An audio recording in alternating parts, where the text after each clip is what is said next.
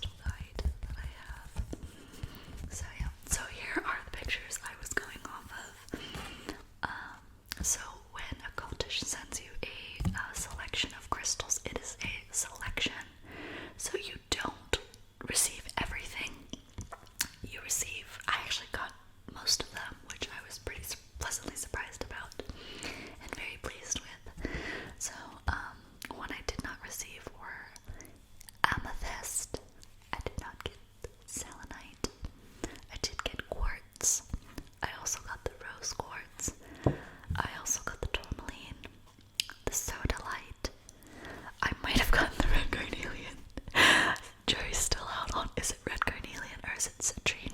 If you know for sure, please tell me in the comments. It's been getting to me.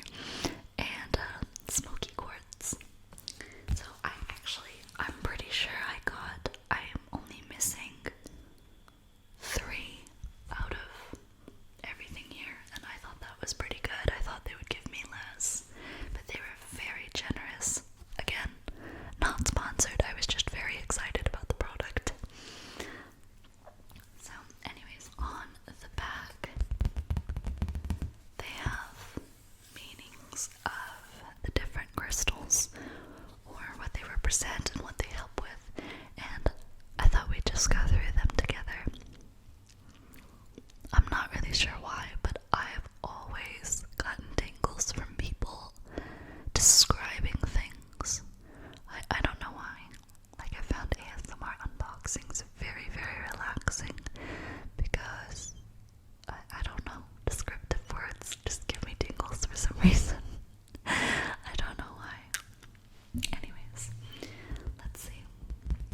So first we have rose quartz. This beautiful pink crystal, rose quartz. So according to this guide, rose quartz represents love, gratitude, trust, harmony, self-appreciation, emotions, hearts, cups, heart chakra, Aphrodite, the goddess of love.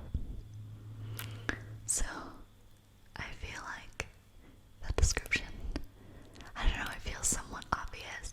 It's a pink crystal, so it's all things love, emotions.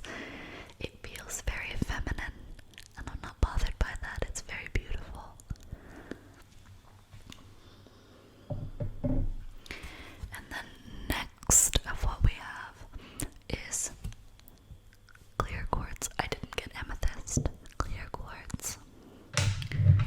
So I have these pieces of quartz and this big ol' hunk of quartz.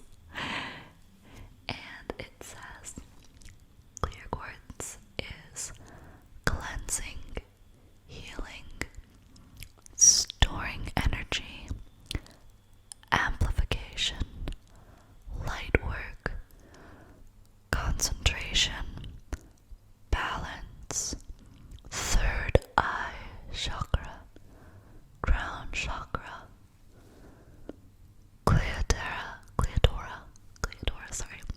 Cleodora, god of crystals. Ooh. Sorry, I have never heard of Cleodora before. Does anybody know which pantheon they belong to? I'm also quite fascinated by mythology, so I think I'm going to look into that a little bit more later. But yeah, it's very beautiful. I've heard also, outside of this, that quartz is a great starter crystal because it works as an amplifier and a really strong source of like power, and it's a good place to start with a lot of different things, whether it be spellcasting or just in general using crystal healing. Now my friend also, when she sent me the crystals, she included some description of quartz as she sent it to me, and she said that clear quartz is the master healer, a powerful energy amplifier, and a high vibe. It passes the vibe check.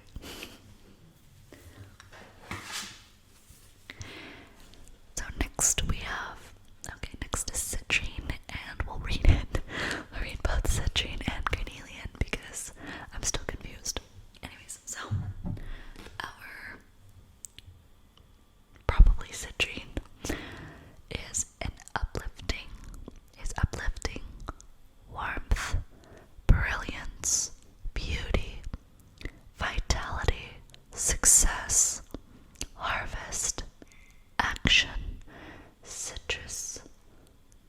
sacral chakra, Sekhmet, goddess of power, Demeter, goddess of the harvest.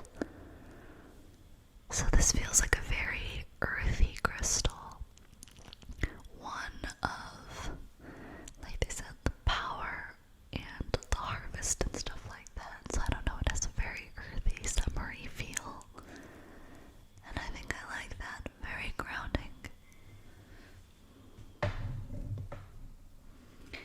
Next we have black tourmaline. So, protection, absorption, psychic shield, dispelling negativity, power, root chakra, Libra, time, destiny, death, rainbow, Manat, goddess of faith and death.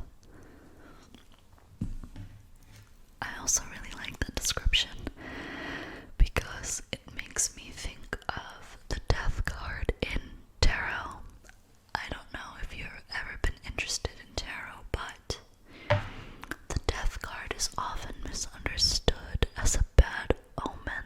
It looks a little bit spooky with a Grim Reaper on it and all, but it represents a natural end to things so that new things can come. I appreciate that message, and I like things that evoke that sort of imagery of a cyclic end so new, wonderful things can begin. At least that's how I like to think about it. Anyways, next on we have Adventurine, this green one. So it represents nature, relaxation, growth, dexterity, purification, regeneration, cardiac health, calm, heart chakra, balance, courage, renewal, and Kuan Yin, goddess of compassion. So pretty.